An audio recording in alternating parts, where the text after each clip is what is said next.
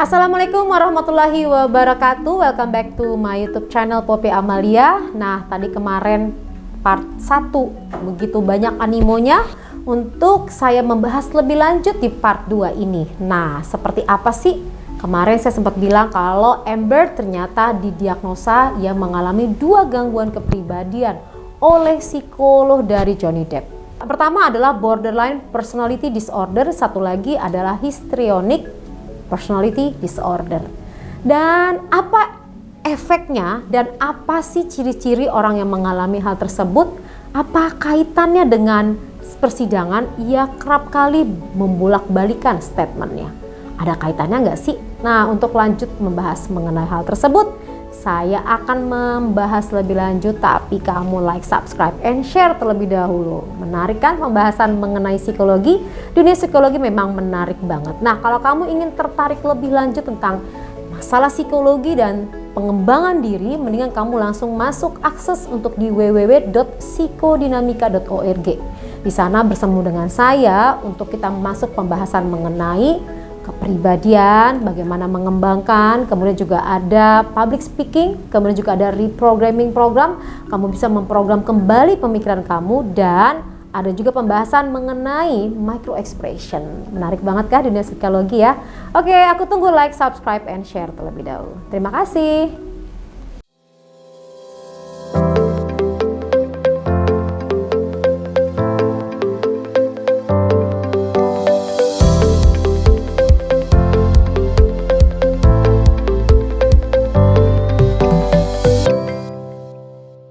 Borderline personality disorder adalah gangguan kepribadian yang dinyatakan indikatornya adalah kesulitan dalam mengatur mood atau emosi seseorang. Yang ditandai dengan ketidakpercayaan diri seseorang, efeknya dia kesulitan untuk bisa berinteraksi secara sosial. Kita masuk lebih dalam lagi. Berdasarkan National Institute of Health and Clinical Excellence pada tahun 2009, seseorang dapat dikatakan memiliki gangguan kepribadian borderline kalau menunjukkan 5 atau lebih gejala di bawah ini. 1. Biasanya emosinya tidak stabil disertai dengan perasaan hampa dan disertai kemarahan. Jadi gambarannya seperti apa tuh? Jadi kalau orang misalnya ada sebuah situasi yang tidak sesuai dengan harapan, ia berespon berlebihan. Sulit untuk bisa menenangkan diri, jadi terlalu cepat untuk beraksi terhadap kondisi apapun. Nah, itu kemampuannya itu perlu dilatih. Bisa nggak dilatih untuk mengelola emosi tersebut? Bisa dengan mengikuti terapi dari psikolog khusus bicara mengenai emosi. Yang kedua, sering mengalami kesulitan dalam menjalin dan mempertahankan suatu hubungan. Itu seperti apa? Karena emosinya tidak bisa dikendaliin nih guys. Maka pada saat kamu ketemu sama orang, kamu nggak bisa untuk membina sebuah hubungan yang baik karena emosi kamu yang gak stabil, kamu baperan sendiri, kamu marah sendiri, kamu sedih sendiri, bagaimana mau berkomunikasi dengan orang lain? Yang ketiga, seringkali melakukan tindakan tanpa memikirkan resiko dari perbuatan tersebut. Nah, itu seperti apa sih? Jadi kayak impulsif ya. Dia marah sama seseorang, memukul. Dia nggak mempertimbangkan banyak hal gitu loh. Kalau orang kan marah dengan orang, dia saring dulu dong ucapannya, nyakitin nggak, bikin orang itu terluka nggak, mukul nggak. Nah, kalau orang yang borderline ini, borderline itu artinya di bawah rata-rata emosinya, jadi nggak bisa kelola. Efeknya apa? Bisa main bunuh aja, bisa main nyerang balik, nanti efeknya dia minta maaf tuh habis ngelakuin hal seperti itu tuh. Nah, ini agak membahayakan kalau punya pasangan seperti itu, karena tiba-tiba emosi nggak stabil tengah malam gimana? Lagi tidur, kamu kan nggak tahu apa yang ia lakukan. Dia bisa aja mukul atau bisa aja ngelakuin sesuatu tanpa dia sadarin. tiba-tiba impulsif, ngerti nggak? Kalau impulsif itu tiba-tiba serangannya mendadak begitu. Nah, ini agak hati-hati. Yang berikutnya, yang keempat, memiliki rasa ketergantungan pada orang lain. Itu seperti apa sih? Jadi pada saat dia posesif dengan pasangannya, itu takut banget ditinggalin, takut banget segala macam hal. Nah, si Amber ini dia itu takut banget kalau Johnny Depp tuh pergi, tapi dia memperlakukan Johnny Depp tidak baik, ngerti gak sih? Orang kan perlakuan tidak baik tuh malah pergi ya, ini dia takut gitu, tapi diperlakukan makin gak baik. Tapi tetap aja si Johnny Depp tuh kayak masih mau mempertahankan yang awal-awal ya.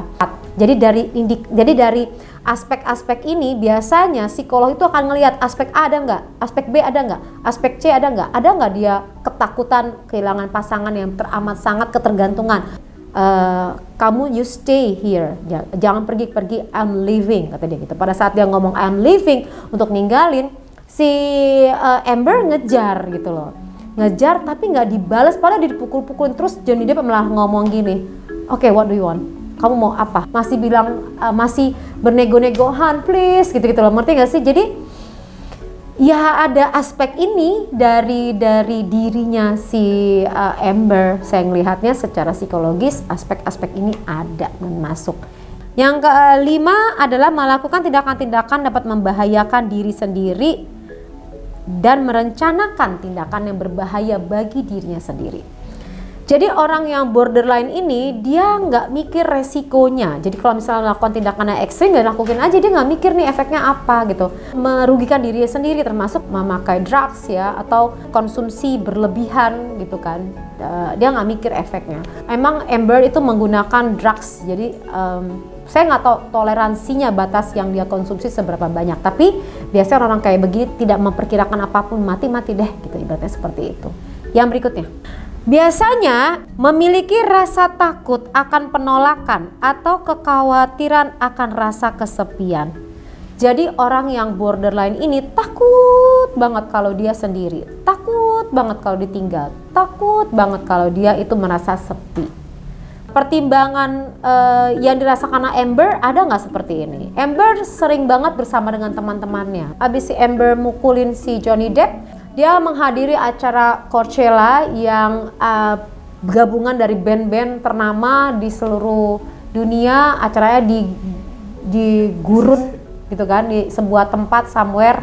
Jadi dan itu bersama teman-temannya. Jadi kayak nggak ada rasa apapun setelah melakukan tindakan seperti itu. Lanjut. Sering mempercaya hal-hal yang tidak nyata atau melihat mendengar hal-hal yang tidak nyata.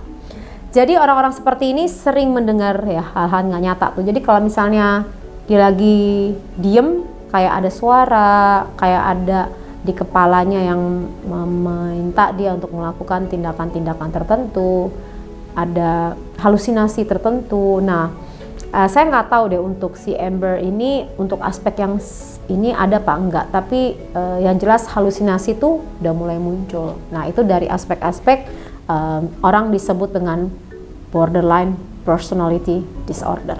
Orang memiliki borderline personality disorder selalu merasa khawatir, minderan, dan ketakutan. Hal yang wajar jika seseorang memiliki rasa cemas, tapi orang dengan borderline personality disorder terus-menerus tanpa pemicu yang jelas. Lanjut, kita akan bahas tentang kepribadian yang kedua yang dimiliki, disinyalir oleh psikolog klinis dari Johnny Depp adalah personality histrionic. Seperti apa? Histrionic personality disorder. Seseorang yang drama banget, hobinya cari perhatian, namun levelnya ekstrim, disebut dengan HPD. Jadi orang-orang yang drama, ngerti nggak? Dia ngejual drama, dia playing victim, dia jelasin segala sesuatu, ditambah-tambahkan, dibumbu-bumbuin. Nah, ini orangnya disebut dengan HPD atau histrionic personality disorder. Gangguan ini membuat penderitanya senang menjadi pusat perhatian pada level yang ekstrim. Istilahnya histrionik sendiri dan memiliki arti yang dramatis atau teatrikal. Wow, kalau sampai dramatis dan teatrikal ini berarti apa yang diceritakan itu bohong semuanya. Nah, disangkut pautkan kalau mereka adalah aktor atau pemain film, makin watak nggak kisah-kisahnya. Itu mungkin ada beberapa kejadian pada saat sidang yang menunjukkan ia pernah mendapatkan lebam di wajahnya. Nah, sekarang lebam di wajah yang kamu lihat ini, coba kamu perhatikan. Itu beneran atau rekayasa ya? Karena ia kemana-mana pergi pasti membawa sebuah produk concealer yang berwarna-warni. Ia harus mengenakan concealer itu agar tersamarkan lebam-lebam dari Johnny Depp katanya. Tapi pada saat di sidang, orang yang mengeluarkan produk ini menyatakan produk tersebut baru di launching tahunnya yang beda dengan kejadian itu. Produk ini kata Melanie launchingnya 2016, sedangkan hubungan mereka ribut-ribut itu ya, atau hubungannya mereka dari tahun 2014 sampai tahun 2016. Bagaimana produk yang baru launching di tahun 2016 dipakai di tahun 2014 gitu loh maksudnya, ngerti nggak? Nah, berarti apakah ini merupakan bagian dari rekayasa atau drama-drama yang ditimbulkan oleh si Amber? Histrionic personality disorder sering dialami oleh perempuan ya guys. Biasanya kondisi ini terjadi pada saat remaja atau fase dewasa muda loh. Jadi hati-hati nih guys, bagi kamu nih yang suka drama-drama ini, jangan-jangan kamu HPD lagi. Belum jelas sih apa yang menyebabkan dari gangguan ini, namun faktor keturunan dan lingkungan boleh jadi loh guys berkontribusi terhadap gangguan psikologis ini. Seperti kurangnya pemberian kritik saat anak-anak. Waduh, kurangnya pemberian masukan-masukan nih penting banget. Gejala yang sering bikin tidak nyaman orang lain apa aja sih dari orang-orang yang mengalami gangguan kepribadian histrionik ini? Pertama, dia senang banget cari perhatian dan merasa tidak nyaman kalau tidak menjadi pusat perhatian. Waduh, siapa nih yang narsistik? Kalau dikit-dikit harus semua orang get attention. Nah, kamu bisa ngelihat nih kalau orang dia harus selfie sampai berkali-kali. Nah, dia butuh banget perhatian. Ciri-cirinya lagi, kalau foto sendiri, kemudian kalau inginnya penampilannya diperhatikan, inginnya orang memuji-muji. Nah, ini udah ciri-cirinya nih. Hati-hati ya. Yang kedua, berpakaian provokatif atau menunjukkan perilaku genit yang tidak pantas pada orang lain. Waduh, siapa ya suka genit nih? Genit pada orang lain tapi berlebihan gitu loh. Kemudian yang ketiga, perubahan emosi yang cepat. Jadi swing moodnya. Tiba-tiba bisa nangis, bisa marah, bisa baik, bisa lembut banget, bisa galak banget, bisa segala macam. Swingnya luar biasa. Yang berikutnya, bertindak dengan dramatis seolah-olah ia adalah aktor dengan emosi yang berlebihan namun terlihat tidak tulus. Yang berikutnya, berlebihan pada penampilan fisik. Jadi kalau dandan tuh yang berlebihan, ingin kelihatan dapat perhatian dari orang-orang. Nah, dalam hal fisik ya. Senang mencari validitas dari orang lain, mudah dipengaruhi oleh perkataan orang lain, sangat sensitif terhadap kritik yang disampaikan oleh orang lain. Jadi orang kayak begini pada saat dikasih masukan, sensitifnya minta ampun dan langsung marah dan gak bisa terkontrol. Jadi bener-bener dikasih masukan langsung, udah deh, langsung gak bisa deh, pokoknya gak bisa dikasih masukan dan bener-bener gak bisa. Kamu mau nasihatin apa? Yang bisa dilakukan adalah terapi secara psikologis. Kemudian mereka juga mudah bosan dan tidak ingin hidupnya repot. Nah, orangnya sering bosenan, jadi kalau misalnya duduk satu tempat atau hal apa yang nggak bisa, emang nggak bisa diem, mudah bosenan, ya mesti ada solusinya sih. Mungkin pada saat memberikan terapi ini, pada saat dia mulai merasa bosan, carilah aktivitas yang menyenangkan dirinya. Misalnya dia keluar dari sebuah ruangan, ngegambar, ngelukis, lompat-lompat, kasih trampolin juga boleh tuh untuk sebagai solusinya. Karena bosan nggak bergerak. Yang orangnya ini tidak berpikir sebelum bertindak. Tadi ya saya bilangin impulsif nih ada juga. Kemudian membuat keputusan yang gegabah, hanya fokus pada dirinya sendiri. Jadi orang-orang yang memiliki kepribadian histrionik ini, dia itu egois.